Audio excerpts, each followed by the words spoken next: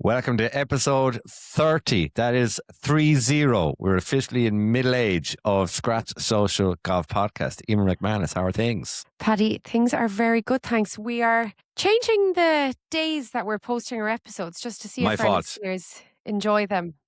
No, do you know what? We were busy earlier in the week and we've always sort of recorded on a Monday or sometimes a Tuesday, released them on a Wednesday.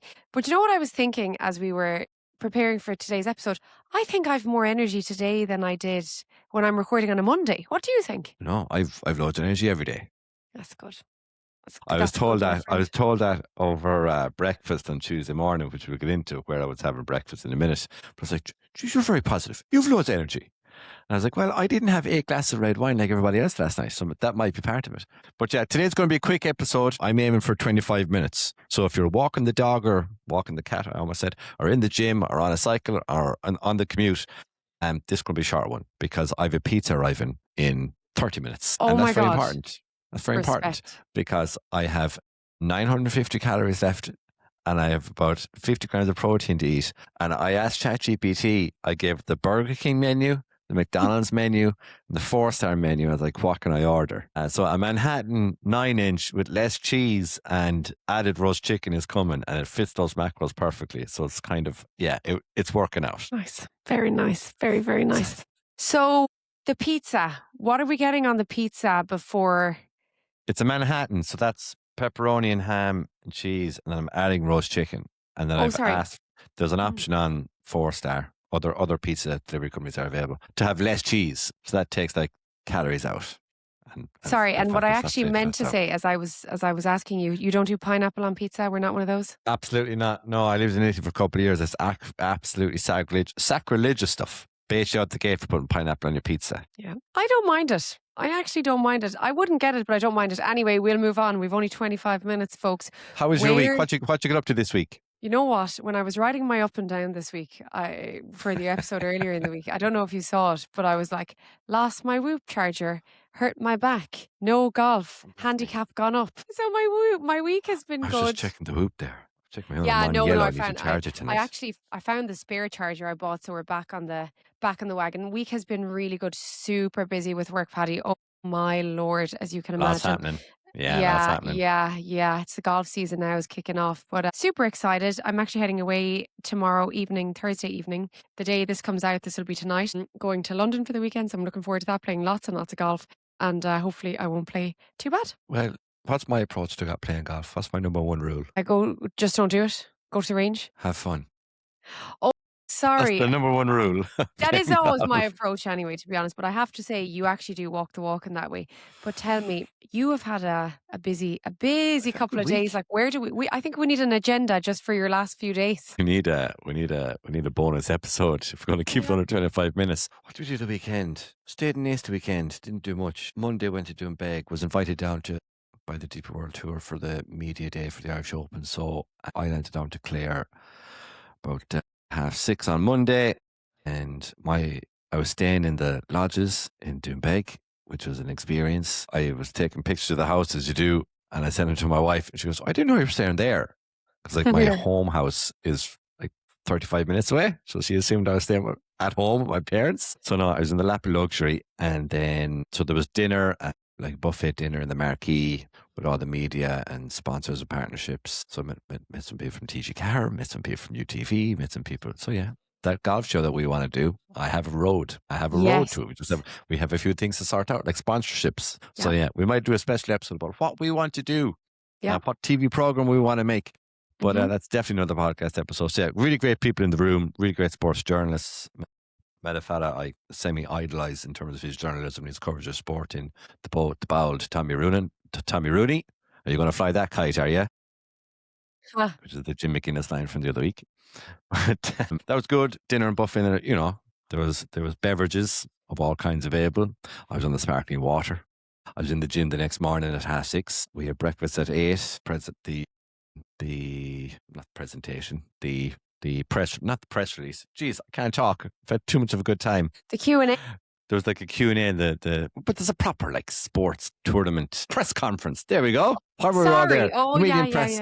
Can't talk. Baby brain. Press conference then after the breakfast, and got to play Doonbeg. Now I took the day off work and I couldn't play all the holes. So I played with Tommy Rooney and David Tuberty, all-time leading scorer in the National Football League for Clare. Played 16 seasons for Clare footballers. Nice. Great lad. So we have a couple of people in common that I will play football with at home, Kilfernora. So we had a great time. I played 7 holes, skipped over and finished from 13 in.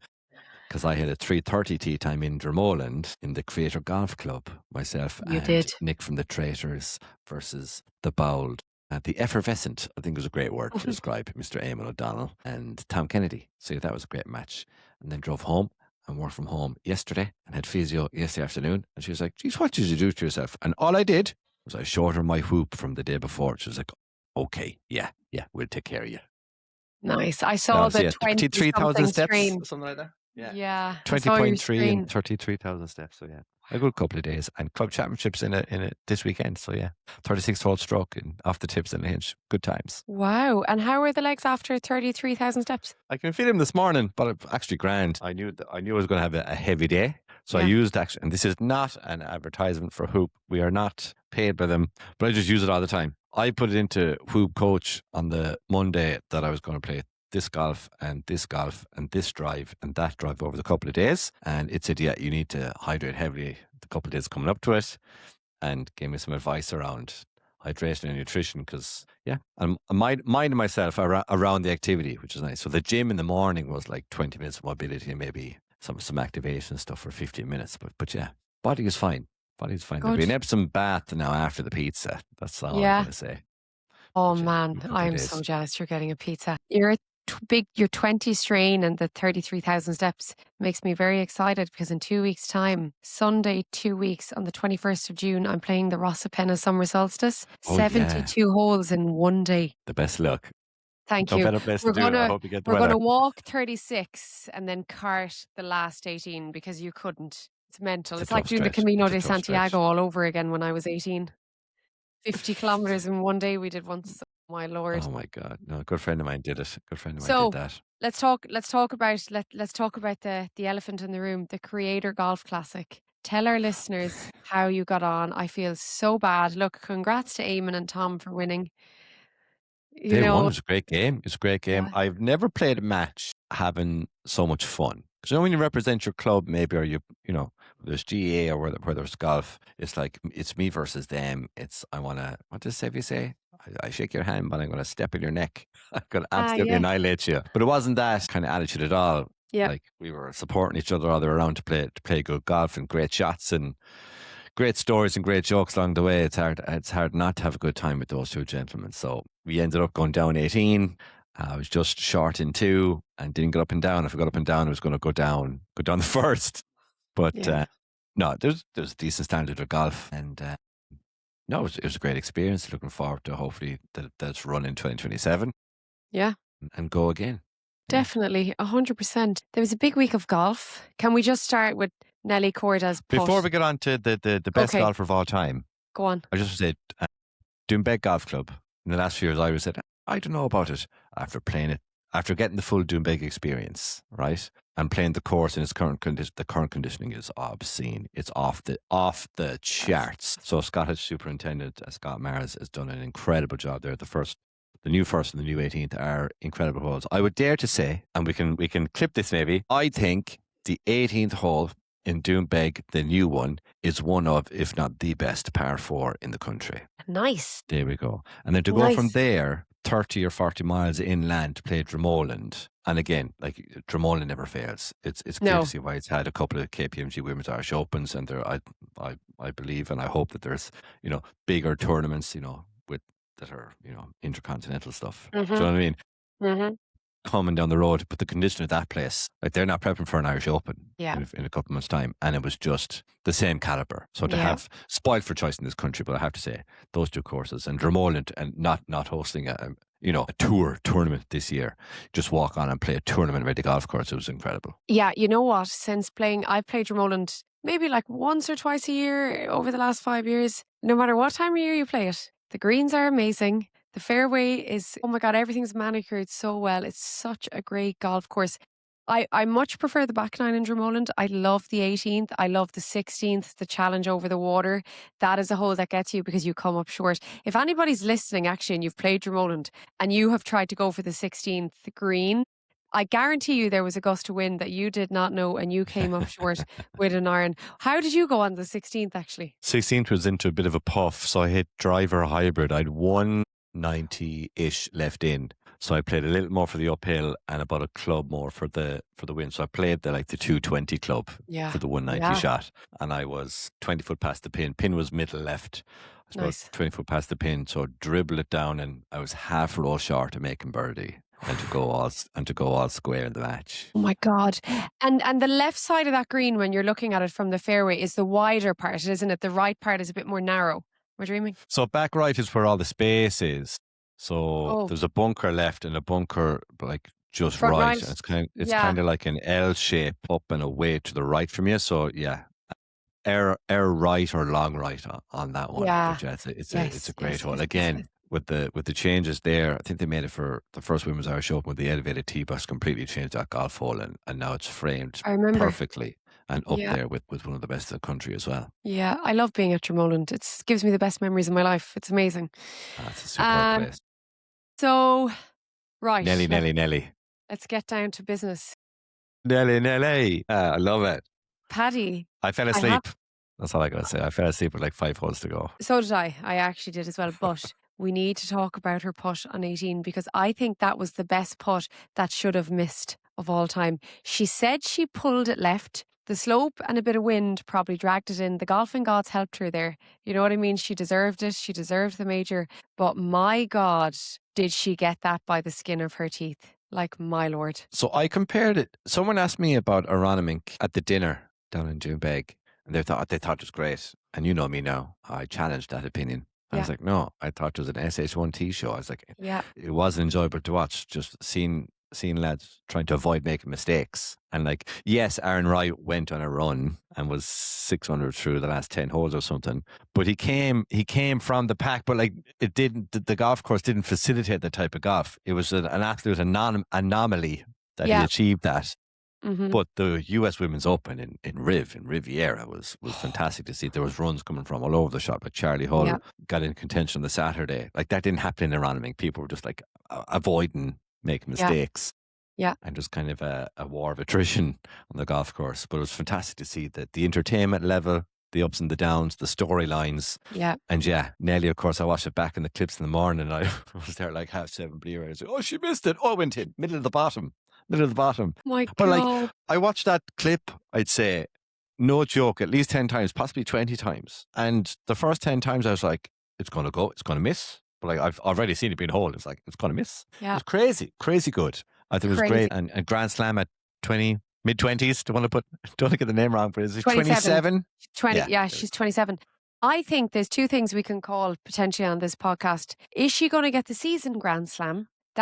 That's a big one. I really think she potentially could.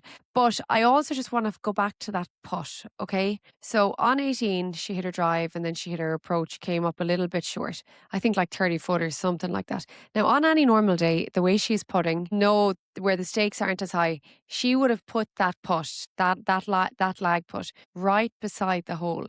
But given the stakes, and no matter who she is, even though she's the best golfer in the world right now, and she is so used to being in contention, she left it out of her comfort zone. I think it was 2.5 feet or whatever it was. But that's not normal for her. And to have the balls to go and sink that par putt, Paddy, it's just crazy to see it, that even somebody like her can have a little bit of, oh shit, this is squeaky bum time here, and leaves that putt short for herself. Do you know what I mean? Oh, it was great. It was great viewing. I buy it on an Instagram clip the following morning. But even Eamon and Tom on Tuesday were talking about it. You know, not that they wouldn't have watched it, but they stayed up to watch it because it was entertaining. Yeah. You know, and Tom was I thought she missed it, and I had to rewind it back and can't believe she hold it. So it was one of the few times that women's golf was spoken about in one of the 4 balls that I wasn't bringing it up. You know, that someone else brought up the women's golf at the weekend, which was fantastic.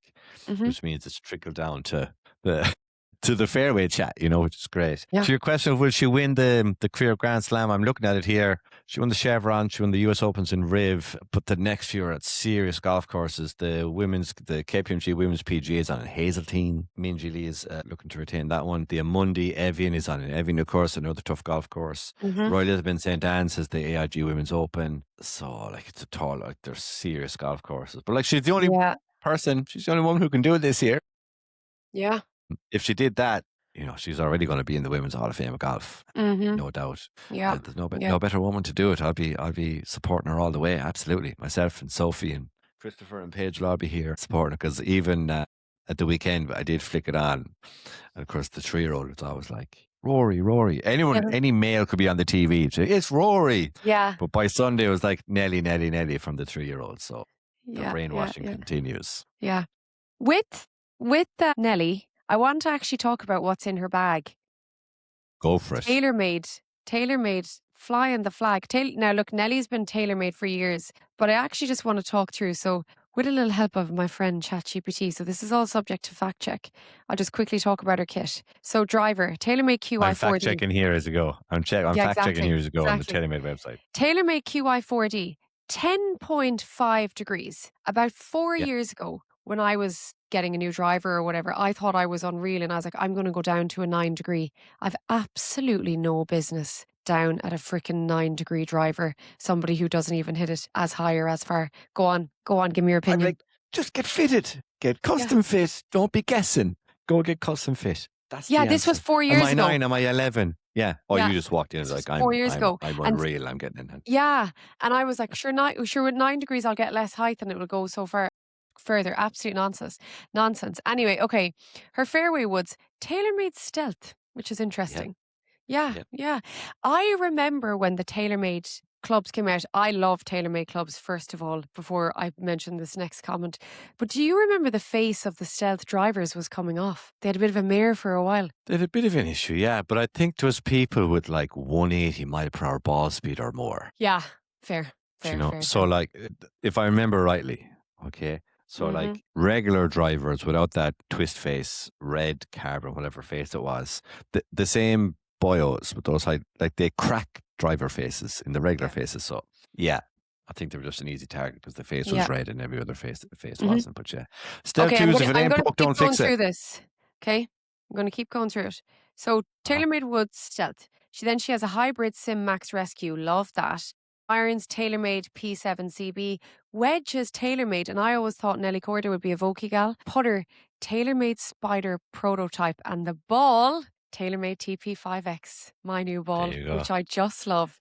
Now, I'm going to read out Scotty's bag, and then I'm going to ask you, whose bag would you prefer? So, Scotty Scheffler, what is in the bag? Subject to fact check again. So, TaylorMade QI10 driver, 8 degrees. So, what's that? 2.5 less than Nelly's. Fairway woods, the QI10 and QI10 3 wood, QI4D 7 wood. And he occasionally swaps the 7 wood for a utility iron. Interesting. Scotty Scheffler, is this true? Does he have Shrixon? Oh, he has a Shrixon 4 iron, and then he has the P7 TW blades, 5 to pitching wedge, and then he has his Vokeys 50, 56 and 60, and then he has the TaylorMade Spider as well, and he uses a Titleist Pro V1. So, out of Nelly's and Scotty's bag, which bag of the world number one would you prefer? Nelly's, because I know I can't hit the P7 TWs, the Tiger Wood edition, and Nelly has in the 5 iron has a P770, so she has a little bit of help. Nice. And then from the 60 to pitchman, she has the CBs, which is a little bit of a caveat back. So it's all about the irons for me. And she has I-80 shafts. Yeah, steel fibre shafts, which are an interesting one. So just on irons alone, because I'd be hitting them the most, I'd be picking Nelly's bag. Paddy, I've used TaylorMade wedges before and they're sick. So yeah. This is so good. And I'll tell you why. Because so many golfers have egos and they're like, I need blades. I need blades. The world number one is using cavity back, folks. I'm currently using blades. But Paddy, half of them are blades. The 70 the pitchmans are blades. You are well able to play with blades, Paddy. One other thing I want to talk about before we move on. Yeah, we're at like 19 minutes, so this won't be 25 minutes. But anyway, the pizza won't go too cold. But yeah, one more thing on Nelly. Just on TaylorMade, the Spider putters. Have you seen that gorgeous new brown putter they have? I'm seeing mixed opinions about it, but I'm obsessed with the colour. I think it's amazing. It is. What's the finish? Is it like burnt orange or burnt putter or Something burnt anyway. Burnt Torched. toast. That's what they're calling it. A unique torched finish on his yeah. Spider Tour X putter. Yeah, I'm a sicko for like a raw finish iron that I've never bought, or something. I'm a sicko for like wanting stuff people can't get. Yeah, I like that. Yeah, and one more thing on Nelly is I only saw a couple of days ago now when this goes out. She's doing bits of content with Olivia Cowan, and it's hilarious. Yeah. It's hilarious. Yeah. And it really shows that the players on the LPGA and the LET Tour aren't afraid of being themselves and showing their personality on and off the course. Yeah. You know, so that's definitely something that the fellas with the egos on the PGA Tour can learn from the women's game is, you know, be yourself, be fun, smile on course. Yeah. It ain't that serious. Yeah. But yeah. Totally agree. Where will we go next? Still on women's golf, Madeleine Sagstrom played the US Open in serious condition. 7 months pregnant. What a freaking legend. And was balling out. She was balling out. I'll be honest. I actually thought about you when I saw that she was 7 months pregnant playing because thanks for that. No, I knew you'd be one of the first to champion this. I actually did. I thought about you because I was like, he is going to be all over this. I freaking love Madeleine Sagstrom. And you know what? I got to know her at Carton House last year for the KPMG Women's Irish Open. And I actually dropped her to Dublin Airport when she was going back to the States. And oh my God, what you see is what you get with that girl. She's so down to earth. So nice. She's up for the crack. Like, we had such a laugh at her on the Sunday night of the women's after Lottie Wold won the tournament. She is just amazing. So when I saw her quite heavily enough pregnant at 7 months, I thought, oh, she's some freaking legend. No ego, Paddy. She doesn't care she didn't make the cut. She just wanted to be out there enjoying it. That's the way to be. Yeah. Over to the fellas Memorial Tournament. It's one of my favourite tournaments because it's difficult with the right amount of fairness. No ironic. Yes. JT Poston won in a playoff with Ryan Gerard. I liked that he got it done. I think it would have been an asterisk beside his name if he didn't win because he was wire to wire, and it might have affected him a bit between the 2 years because he was winning, and then he lost it in the final round, and then didn't he birdie the last to make the playoff. You know, to lose a tournament like that in that fashion, having been like expected to win or whatever, you can never expect to win in golf. I was pumped JT Poston won it, to be fair. Me too. New postman. The American postman. I like that.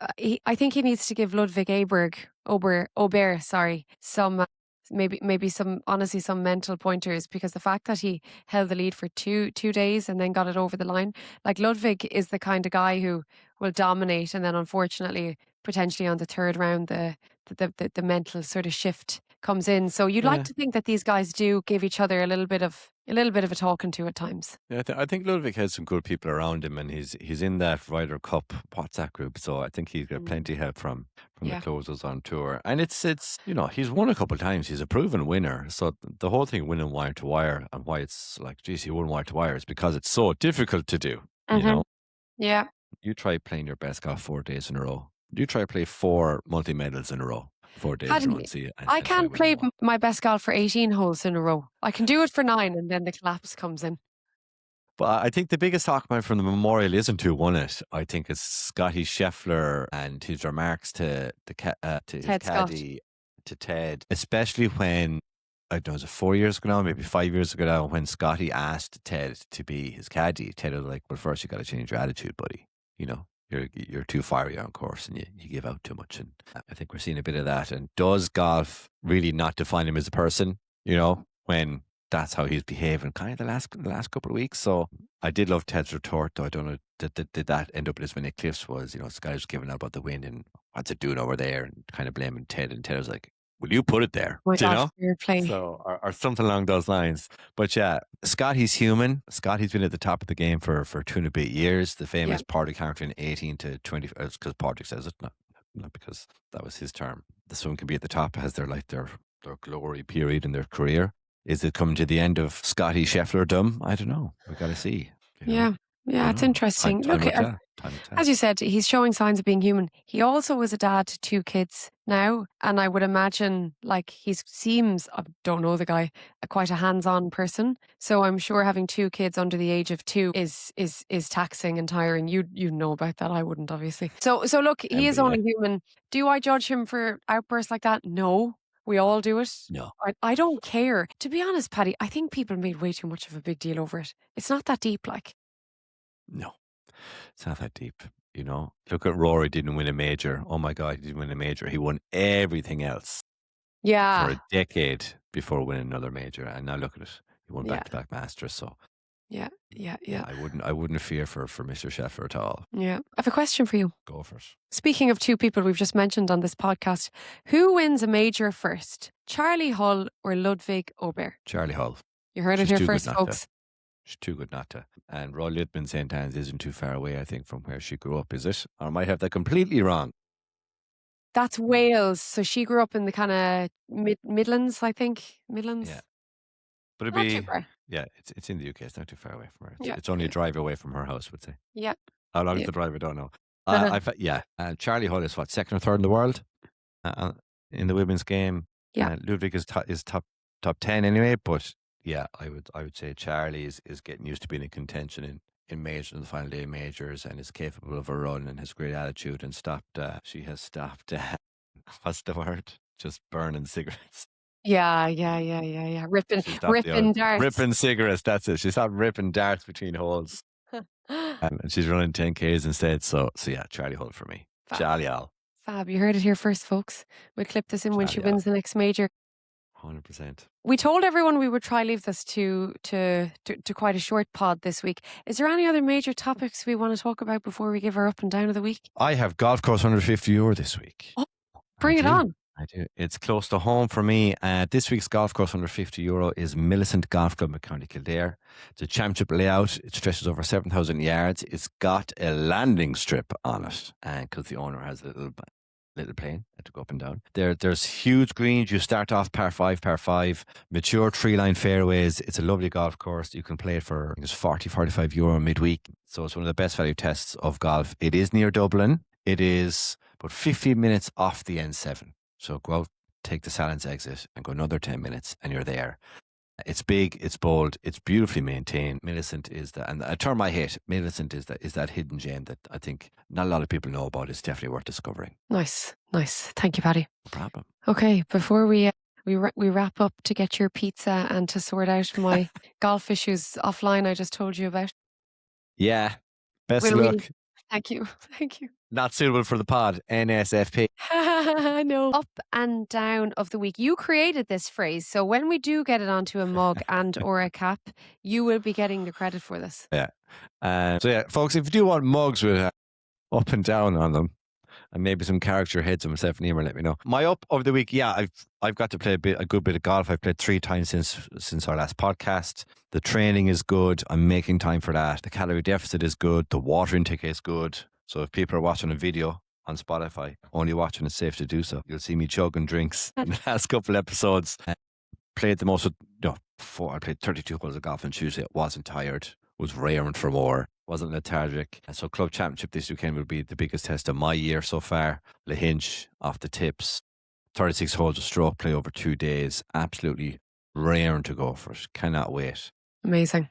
So yeah, the down, lost our match in the Creator Golf Club. We would have liked to have gone deep, as they say, we would have to have gone deep in that tournament, but couldn't have lost to nicer gentlemen than Eamon O'Donnell or Tom Kennedy. Had an absolute storming afternoon in Drummond, and it took us 3 hours 50 for the round, by the way. Wow. So yeah, and we were walking. We weren't in buggies. We were walking. Had trolleys, but not buggies. Nice. But yeah, but it was great fun, and delighted got to enter it. And Nick from the Traitors, Nick Loughlane, is a sound man. I actually only met him for the first time that day. Loads of chatting over the last 6 weeks, 2 months with Nick. But I actually only met him in person on the day. But yeah, we'll dovetail much better in the future, Nick. No, don't fear, don't be disappointed. Well, from me and all of our listeners, I want to say best of luck in the Club Championship. Is there like a live leaderboard we can watch? No. Man. No, you have to tune in next week. Yeah. Same bad time, same bad channel to find out how Paddy got on in his Club Championship. Exactly. Well, my up and down of the week is, I'll start with all the downs. Hurt my back moving furniture, lost my Whoop charger, handicap went up to 6.8 because I handed in a couple of cards from my recent rounds, and unfortunately I went up, which is fine. It's actually good for the ego. What else?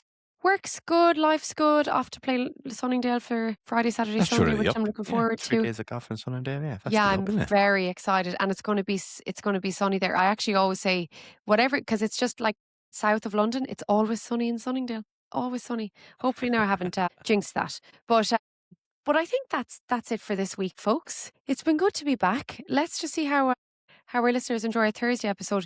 Please send us an email on podcast@scratchsocialhq and send us your DMs as well. And we'll get back on the socials a bit more as well, because somebody actually said it to me last week. They're like, I don't see your clips. I was like, sorry, the clips just aren't good enough, or I look like shite in them, so I'm not posting them. The clips will be coming. Send us in. What's your favourite golf movie and why? Let us know your golfing stories from the fairways. Let us know your favourite golfers. Will Charlie Hull win a major before Ludvig Åberg? That's the question.